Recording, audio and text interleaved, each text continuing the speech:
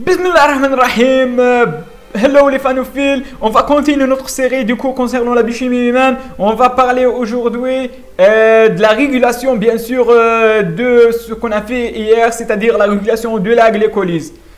La glycolyse, dans la glycolyse, les réactions catalysées par les hexokinases, la phosphofructokinase 1 et la pyruvate kinase sont pratiquement irréversibles. Donc, son lieu d'un contrôle détermine le flux de la voie. Donc, la principale voie de régulation, bien sûr, c'est l'enzyme qu'on appelle la phosphofructokinase. On va parler tout de suite. Donc, les différents types de contrôle, bien sûr, c'est un contrôle allosphérique, c'est-à-dire un feedback de la substrat, ou bien une modification covalente telle que la phosphorylation d'un enzyme qui va être, bien sûr, activé ou bien désactivé. Donc le contrôle, il y a aussi un contrôle très long pour marcher, c'est contrôle transcriptionnel, c'est dans l'expression ou la répression d'un gène codant pour une enzyme peut aussi contrôler le flux dans la voie métabolique. Donc sans retarder, je vais vous parler de la régulation principale, c'est la régulation au niveau de phosphofructokinase 1, parce qu'on a un phosphofructokinase 2 qui est une enzyme qui va synthétiser le 2,6 phosphofructose.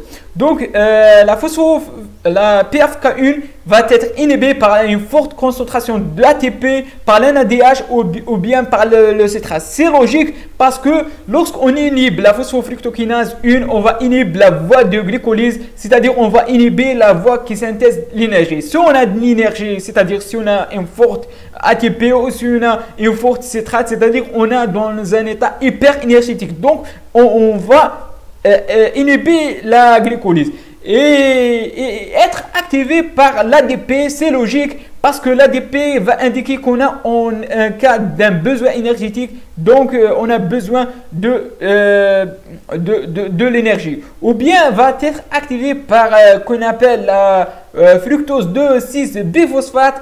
La fructose 2,6 biphosphate c'est synthétisé par la phosphofructokinase 2. Donc, oui, on a j'ai mentionné, synthétisé par la phosphofructokinase 2 hépatique. Donc, la PFK2, c'est un enzyme particulier parce que contient va être régulé par l'insuline. Donc, va être activé par l'insuline et va être régulé. C'est un enzyme très particulier, contient deux domaines, une phosphatase et l'autre kinase. Donc c'est le PFK1 enzyme bifonctionnel. Donc on a la deuxième régulation, c'est au niveau de l'exokinase.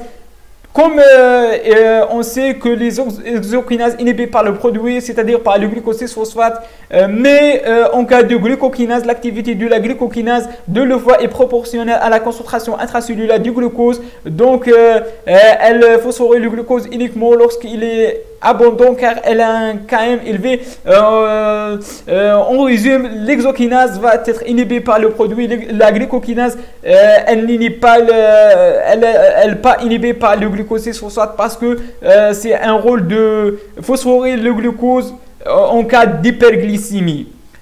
La pyruvate kinase activée par l'AMP, la fructose 1,6 biphosphate est inhibée par l'ATP, l'acétyl-CoA, l'alanine, c'est la produit donc de dégradation des acides aminés.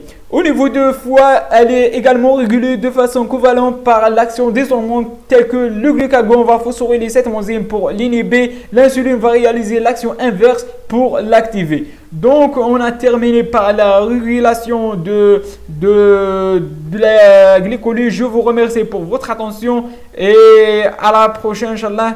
Donc, n'hésitez pas de cliquer sur j'aime, n'hésitez pas de partager, d'aimer et d'aider. Et à la prochaine, Inch'Allah.